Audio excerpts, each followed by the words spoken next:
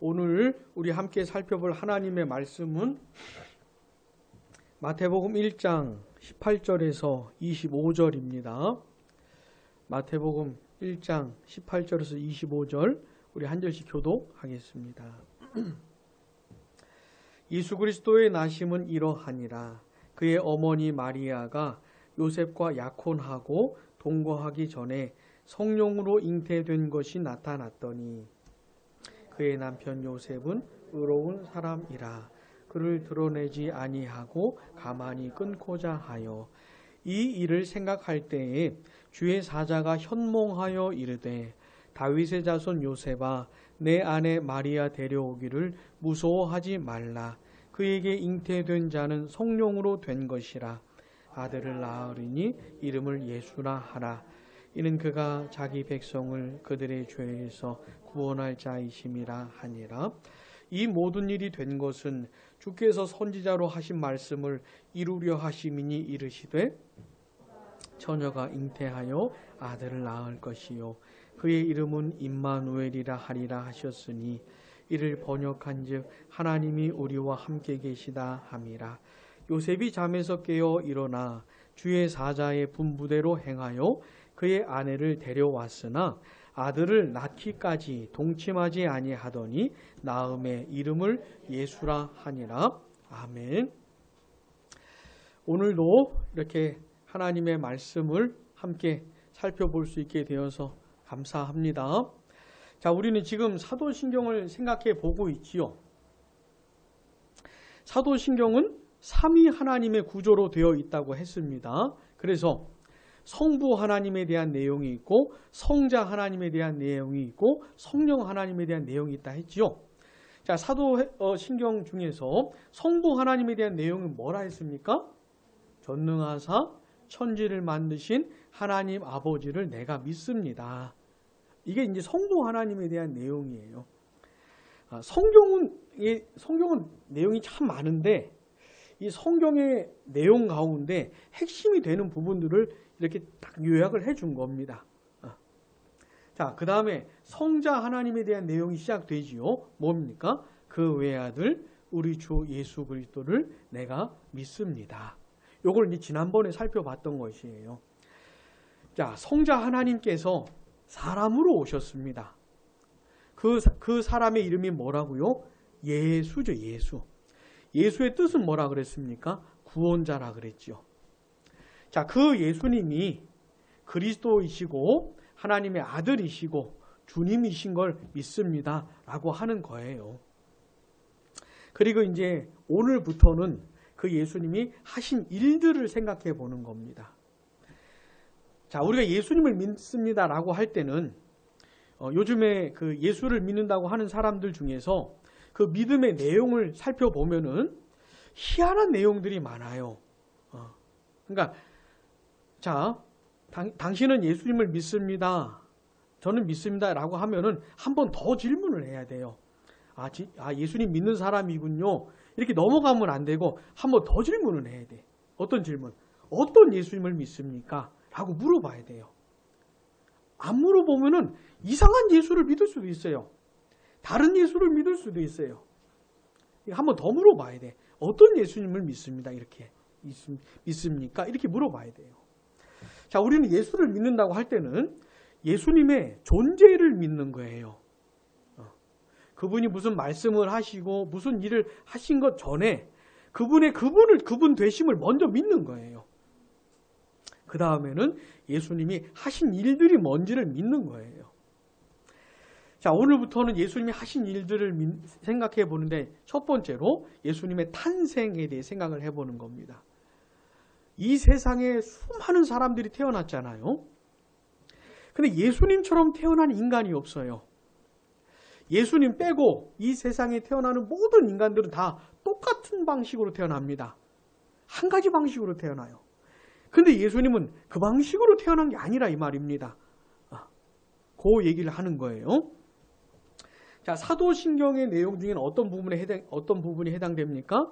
이는 성령으로 잉태하사 동정녀 마리아에게 나셨음을 내가 믿습니다. 이런 거예요. 자, 성령으로 잉태되시고 동정녀 마리아에게 태어나신 예수님을 믿습니다. 이겁니다. 자, 잉태되는 게 뭐예요? 엄마의 뱃속에 아기가 딱 생기는 걸 말하는 거잖아요. 굉장히 쉽게 설명을 하는 거죠. 전혀 과학적으로 설명을 안 하고 엄마의 뱃속에 아기가 딱 생겨나는 걸 말하잖아요. 근데 어떻게 생겨났다고요? 성령으로 생겨났다. 성령으로. 성령으로. 게다가 예수님이 태아로 생겨난 그 여인이 어떤 여자라는 거예요? 동정녀라는 겁니다. 동정녀는 무슨 뜻이에요? 처녀라는 거예요. 처녀. 남자를 알지 못하는 진짜 처녀를 말하는 것이에요. 처녀의 뱃속에 아기가 생겼다는 겁니다. 그러더니 처녀의 뱃속에서 아기가 이렇게 자라더니 처녀가 애를 낳았다 이 말이에요. 아기를 낳았다 이 말입니다. 이런 얘기는 예수님 안 믿는 사람들한테 하면은 진짜 너무 말도 안 되는 거라고, 너무 말도 안 되는 걸 믿는다고 웃음을 사는 얘기입니다. 이거는 딱 전혀 이성적이지 않고 사람의 이성으로 전혀 이해가 안 되는 너무너무 비과학적인 그런 얘기죠. 그래서 사람들이 이런 얘기 이제 우습게 생각을 해요. 한번 생각을 해보세요. 이게 얼마나 말이 안 됩니까? 이게 얼마나 말이 안 돼요. 근데 이걸 믿는다고 고백을 하는 것이에요. 사람들은 있잖아요. 인간의 이성을 최고의 권위로 둡니다. 그러니까 사람을 제일 높이 두는 것이에요. 그리고 성경도 사람 밑으로 두는 겁니다. 그래서 사람의 이성으로 이해가 되는 거는 이건 오케이. 이건 성경이고, 사람의 이성으로 납득이 안 되면 이건 하나님의 성경이 아니야. 하나님의 말씀이 아니야. 이렇게 거부를 하는 거예요. 성경을 난도질을 하는 거예요. 조각을 내가지고 인간의 이성으로 받아들일 만한 거는 받아들이고 이해가 안 되는 건 내치는 것이에요. 그런 사람들에게 이런 얘기는 말도 안 되는 것이죠. 자, 그러나 우리는 이걸 믿는다고 하는 거예요. 사랑하는 여러분 이걸 믿습니까? 이걸 믿어요? 이런 예수를 믿는 겁니까? 자, 오늘 본문에 이제 그런 내용이 나오는 겁니다. 마태복음 1장을 한번 봐보세요. 이 세상에 유일하게 예수님만 이렇게 태어나셨습니다. 1장 18절. 예수 그리스도의 나심은 이러하니라. 그 다음 같이요. 그의 어머니 마리아가 요셉과 약혼하고 동거하기 전에 성령으로 잉태된 것이 나타났더니 아멘. 지난번에도 말씀드렸죠. 유대인들은 일단 약혼을 해요. 그 다음 1년 후에 결혼을 해요. 1년 동안에는 성적인 관계를 갖지 않습니다. 기다려요. 자, 요셉과 마리아가 약혼을 했어요. 그리고 1년 동안 기다리고 있는데 무슨 소식이 요셉에게 들립니까? 마리아가 임신했다는 소식이 들린 거예요. 이런 일이 있으면 안 되잖아요. 근데 그런 일이 생긴 거예요. 근데 어떻게 잉태가 됐대요? 성령으로 잉태가 됐대요. 성령으로. 그래 이제 요셉이 고민하는 겁니다. 얼마나 힘들겠어요. 19절 보세요. 그의 남편 요셉은 의로운 사람이라 그를 드러내지 아니하고 어떻게 가만히 끊고자 했다는 거예요. 그래도 요셉이 괜찮은 사람이었나 봐요. 그래서 드러내지 않고 조용히 끝내려고 했는데 20절. 이 일을 생각할 때에 주의 사자가 현몽하여 이르되, 여기서 주의 사자는 천사를 말하는 겁니다. 천사가 요셉의 꿈에 나타난 것이에요. 그래 이렇게 말합니다. 같이요. 시작. 다윗의 자손 요셉아, 내 아내 마리아 데려오기를 무서워하지 말라. 그에게 잉태된 자는 성령으로 된 것이라. 아멘. 이 요셉이 고민하고 있었는데 그런 게 아니고 마리아의 태 속에 생긴 그 아기는 성령으로 잉태가 된 것이라고 말을 해주고 있던 거예요. 그래서 요셉이 이제 잠이 깨었어요. 24절 봐보세요. 요셉이 잠에서 깨어 일어나 주의 사자의 분부대로 행하여 그의 아내를 데려왔으나, 그 다음 같이요. 아들을 낳기까지 동침하지 아니하더니 나음의 이름을 예수라 하니라. 마리아를 데리고 왔어요. 그 다음에 그 아기가 태어나기 전까지 동침하지 않았다. 이 성적인 관계를 갖지 않았다고 말을 하는 것이에요. 아니 성경이 뭐하러 이런 얘기까지 할까요? 뭐하러 아들을 낳기까지 동침하지 않았다. 이런 말을 뭐하러 굳이 이렇게 쓰고 있을까요? 이게 중요한 것이에요. 예수님은 있잖아요. 성령으로 잉태되었을 뿐만 아니라 태어나기까지 그 육신의 엄마가 되는 이 마리아가 남자를 알지 못한 상태로 태어난 것이에요. 그러니까 예수님이 잉태가 되고 태어나는 과정에서 남자는 전혀 관여를 하질 않았다고 말씀을 하고 있는 것이에요. 우리는 이 예수님을 믿는 겁니다. 이 예수님 믿는 거예요. 자, 마태복음은 육신의 아버지 되는 요셉에게 천사가 가르쳐 준 것이고, 누가복음에 가보시면은 엄마가 되는 마리아한테 이런 말을 해줍니다. 자, 누가복음 1장 26절. 누가복음 1장 26절 찾아봅시다. 신약성경 87조. 가브리엘 천사가 마리아에게 이제 나타나서 말을 해주는 겁니다. 누가복음 1장 30절 보시면 천사가 이르되 마리아여 무서워하지 말라. 내가 하나님께 은혜를 입었느니라. 보라 내가 잉태하여 아들을 낳으리니 그 이름을 예수라 하라. 아멘. 마리아에게 가르쳐주고 있는 것이 뭐라고요? 아들을 낳을 것이다. 그리고 그 이름을 예수라 하라. 근데 이 마리아 입장에서는 참 이상한 일인 거예요. 어처구니 없는. 자, 34절 보세요. 마리아가 천사에게 말하되 같이요. 나는 남자를 알지 못하니 어찌 이 일이 있으리까. 제일 황당한 사람이 마리아겠죠. 제일 이상한 사람이 마리아겠죠. 나는 남자를 알지 못하는 사람인데 어떻게 내가 아기를 낳는다는 말인지. 그래 물어보는 거예요. 그랬더니 35절 천사가 대답하여 이르되 같이요. 성령이 내게 임하시고 지극히 높으신 이의 능력이 너를 덮으시리니 이러므로 나실 바 거룩한 이는 하나님의 아들이라 일컬어지리라. 누가복음에서는 조금 더 자세하게 설명을 하시죠. 성령이 너에게 임할 것이다. 그 다음에 지극히 높으신 이의 능력이 너를 덮으실 것이다.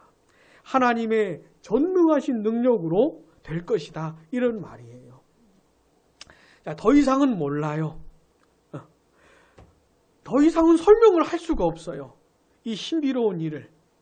전능하신 하나님의 능력으로 성령의 역사로 처녀의 뱃속에 아기가 생겨났고 그 다음에 그렇게 태어났다 이 말입니다.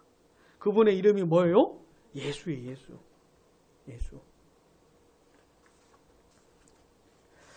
사랑하는 여러분, 우리는 이 예수를 믿는 겁니다. 이 예수를. 전능하신 하나님의 능력으로 처녀의 뱃속에 잉태가 되시고 태어나신 그 예수를 믿는 겁니다. 자, 그렇다면 이게 뭘 의미하는 것일까요?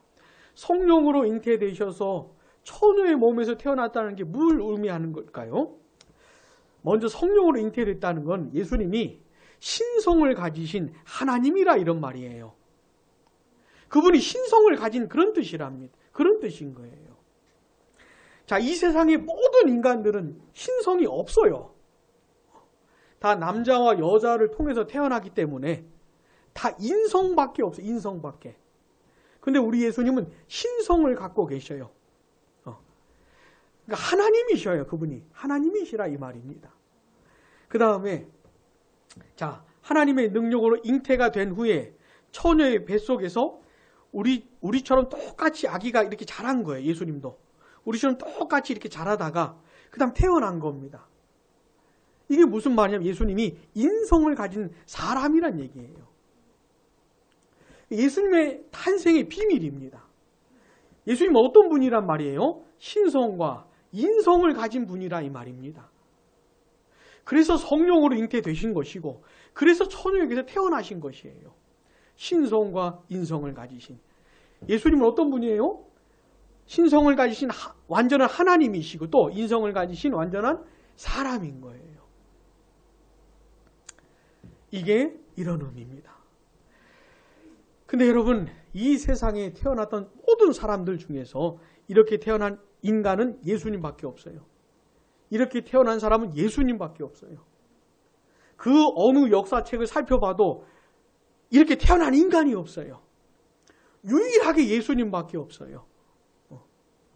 사랑하는 여러분, 이걸 꼭 기억하시기 바랍니다. 예수님의 탄생에 이런 비밀이 들어있다는 걸 꼭 기억하시기를 바라요. 그래서 예수님은 따라해 봅시다. 한 인격 안에 양성을 가지셨다. 이거 굉장히 중요한 표현이에요. 예수님 안에는 신성과 인성, 양성을 가지고 있다는 거. 우리는 인성만 있어요. 신성 없어요. 우리 대한민국에도 자기가 예수라고 하는 사람들이 더 많아졌을는지 모르겠지만 수십 명이 돼요. 다 사기꾼입니다. 그 사람들이나 우리나 똑같이 인성밖에 없어요. 다 거짓말쟁이들이에요. 내가 예수다 이런 사람들은 다 사기꾼이에요. 예수님은 신성도 있는데 그들은 인성밖에 없어요. 여러분, 성경에 보면 예수님이 신성과 인성을 함께 갖고 계신다고 하는 그런 얘기들이 많이 나옵니다. 여러분, 예수님이 인성을 가지신 사람이다라고 하는 얘기가 어디 나오는지 혹시 압니까? 예수님이 배고파하세요. 자, 아침도 안 먹은 사람들 많을 거예요. 점심 다가오고 있어 배고프지요? 왜 고파해? 인간이니까 배고픈 거죠. 근데 성경을 보면 예수님도 배고파하셨어요. 목마르죠. 인간이기 때문에 예수님도 목말라 하시고. 그리고 사람들이 겪는 다양한 감정들이 있잖아요. 기쁨, 슬픔, 괴로움, 분노 이런 거. 사람이니까 겪는 거 아닙니까? 그런 감정들을. 우리 예수님도 그런 감정들을 경험을 하세요. 왜요? 사람이니까. 똑같은 사람이니까. 또 예수님이 어린 시절 성경에 나오는 거 보면은 키가 자랐대요. 몸이 자랐대고 강해졌대요.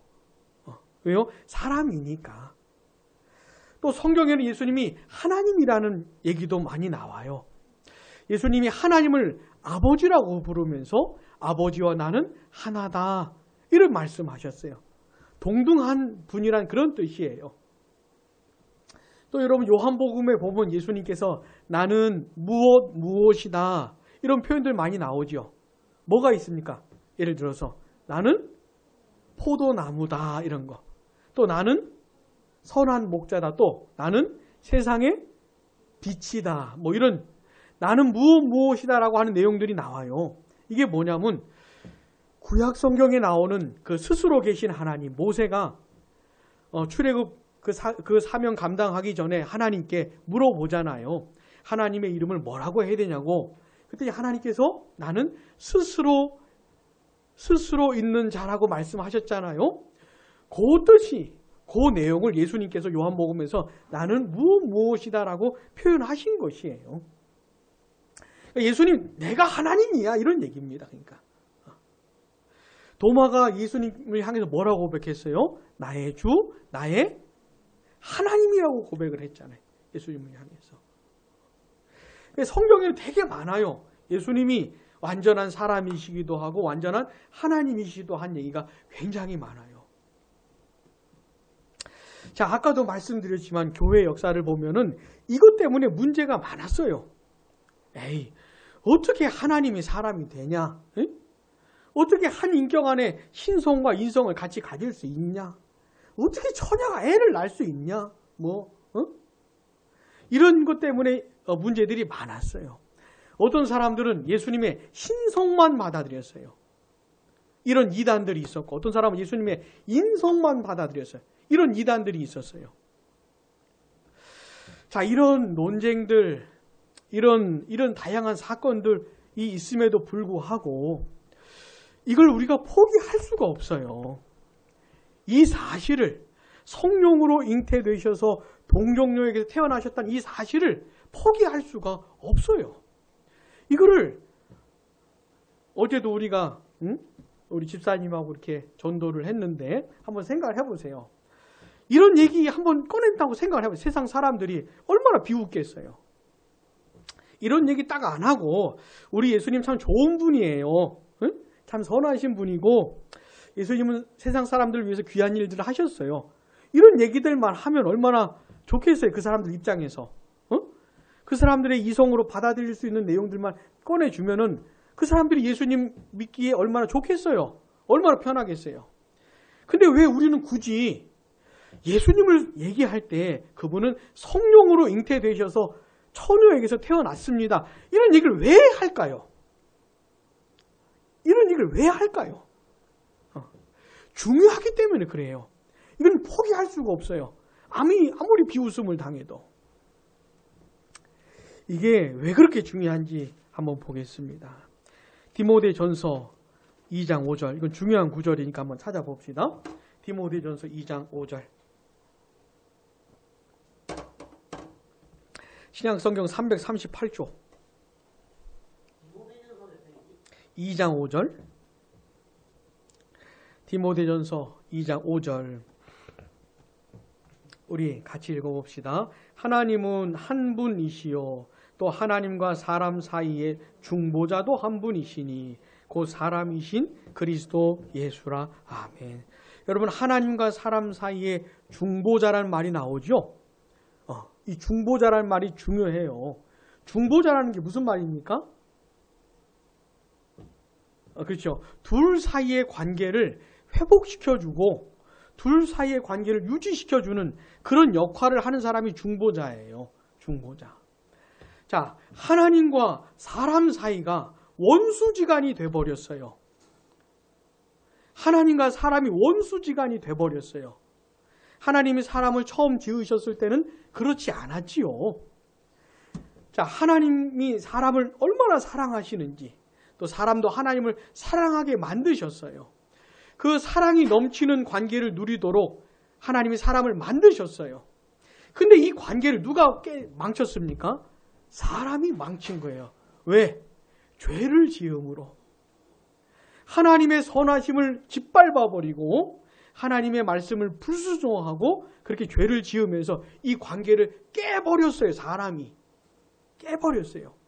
그래서 사람이 비참하게 타락을 하면서 사람 속에 어떤 마음이 생겼냐면 하나님이 싫어.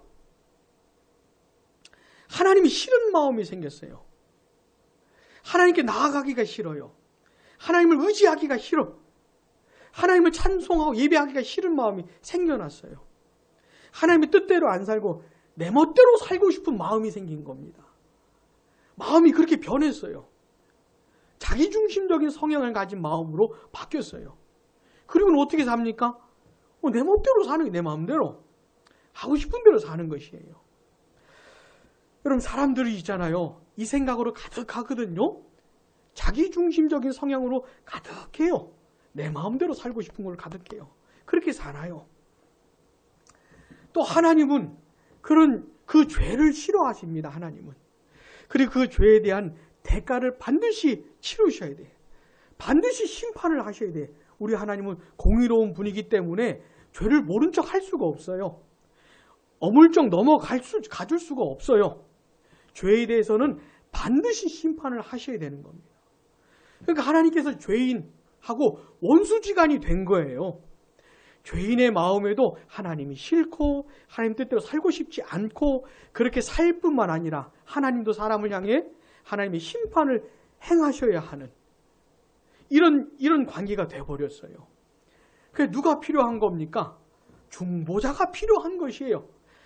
거룩하신 하나님과 죄인 사이, 이 둘 사이에 딱 서가지고 둘의 관계를 회복시켜줄 중보자가 필요한 겁니다. 그래서 이 중보자가 죄인들의 뭘 해결해 줘야 돼? 죄를 해결해 줘야 돼요. 그리고 죄인들이 하나님께 나아갈 수 있는 뭘 마련해 줘야 돼요? 의를 마련해 줘야 돼요. 하나님께 나아갈 수 있도록 해줘야 돼요. 그리고 죄인들을 향하신 하나님의 심판과 진노와 저주도 중보자가 해결을 해줘야 돼요. 그래서 이 하나님과 사람의 둘의 관계가 회복되게 하는 역할을 누가 하는 겁니까? 중보자가 하는 거예요. 중보자가. 근데 이 중보자의 자격 조건이 필요한 겁니다. 중보자가 되려면 자격 조건이 필요해요. 그게 뭡니까? 양성을 가지고 있어야 된다 이 말이에요. 하나님과 죄인 사이의 관계를 회복시켜야 되기 때문에 중보자는 하나님이시기도 하고 사람이기도 해야 되는 것이에요. 신성도 가지고 계시고 인성도 가지고 계셔야 되는 거예요. 이게 중보자의 절대 조건입니다. 중보자의 절대 조건이에요. 그래서 2장 마지막에 보면 중보자 얘기한 다음에 곧 뭐예요? 사람이신 그리스도 예수라 라고 말씀을 하고 있는 것이에요.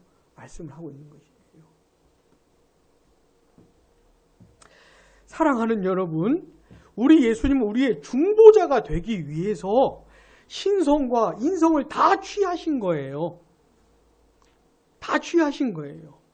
그래서 세상 사람들이 아무리 비웃어도 성령으로 잉태되셔서 동정녀에게서 태어나셨다는 이 사실을 침묵할 수가 없어요.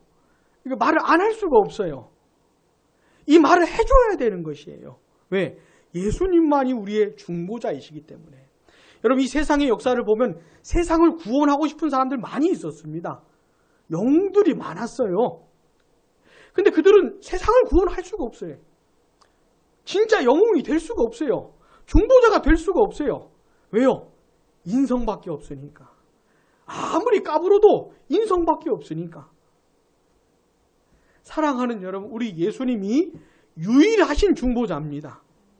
유일하게 그분만이 중보자세요. 이걸 잊으면 안 돼요. 그래서 우리의 구원이 어떻게 해요? 중보자 예수님께 달려있는 겁니다. 자, 예수님께서 인성을 취하셨잖아요. 이유가 뭐냐면, 한 가지 이유가 뭐냐면 우리의 대표자가 되기 위해서예요. 자, 죄를 누가 지었어요? 사람이 지었잖아요. 그러니까 이 죄를 누가 해결해야 돼요? 사람이 해결해야 되는 것이에요. 사람이 죄를 지어서 하나님의 심판을 받아야 되게 됐잖아요. 그걸 사람이 감당을 해야 돼요. 그래서 예수님이 사람이 되신 겁니다. 특별히 죄 없는 사람이 되신 거예요.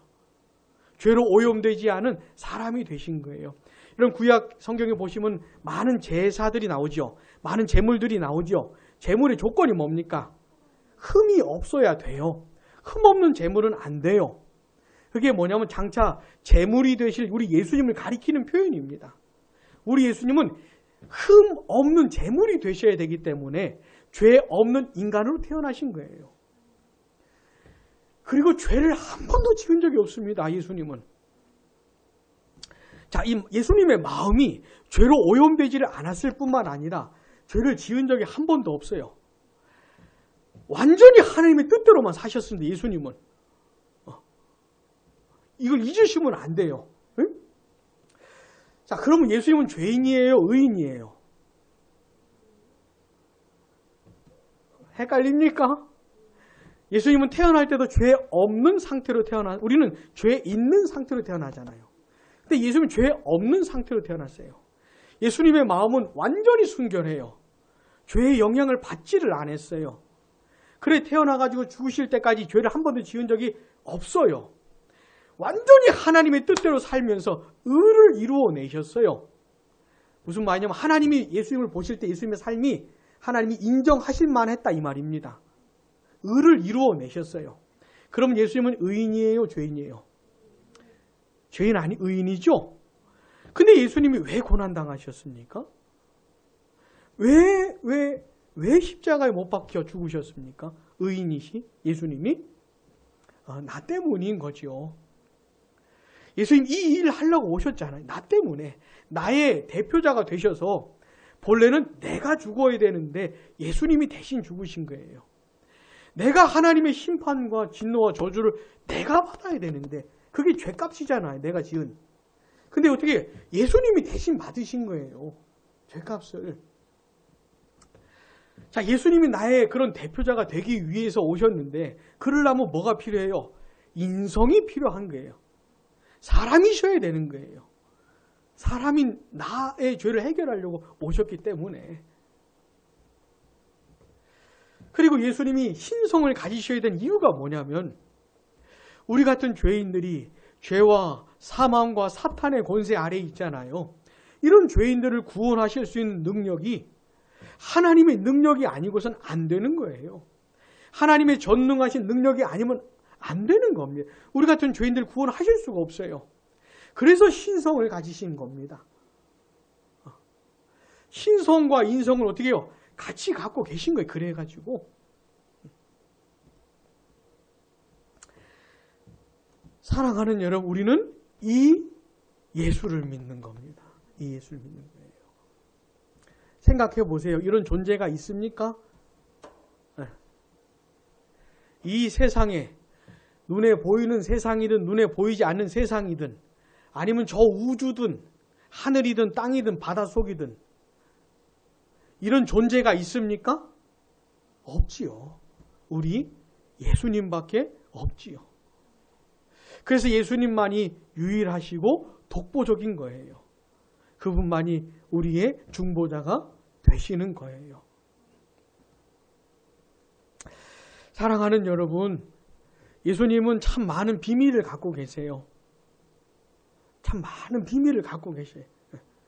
우리의 이성으로는 도저히 납득이 안 되는 그런 비밀이 많으셔요. 우리는 겸손하게 그 사실 그대로 이렇게 받아들이는 겁니다. 우리가 뭐가 그렇게 머리가 좋다고 이 세상 만사를 이해하겠습니까? 에? 우리 자녀들 마음속도 이해가 안 되는 그런데 우리 수준이, 에? 우리 부모 마음도 이해가 잘 안 되는 수준 아닙니까? 우리의 이성이? 뭘 그렇게 세상 만사를 다 이해할 수 있다고 인간의 이성으로 과학적으로 의학적으로 이해가 안 된다 그래가지고 뭘 그렇게 힘들어합니까? 우리는 어떻게 해요? 겸손히 하나님을 높이는 찬양하는 마음으로 이걸 이렇게 받아들이는 것이에요. 사랑하는 여러분, 예수님을 예수님으로 알아가시기 바랍니다. 그냥 흔해 빠진 예수님 말고 예수님의 진면목을 보시길 바라요. 그리고 그 예수님을 받아들이는 겁니다. 예수님을 대충 알고 나서 예수님을 믿는 게 아니고 예수님이 어떤 분인지를 정확히 알고 나서 그분을 알면서 그분을 받아들이는 것이에요. 부디 예수님을 알아가시면서 그분을 마음에 받아들이시고 내가 다 이해할 수 없는 예수님을 사랑하고 예수님의 뜻대로 살아가는 우리가 되기를 바랍니다. 기도하겠습니다.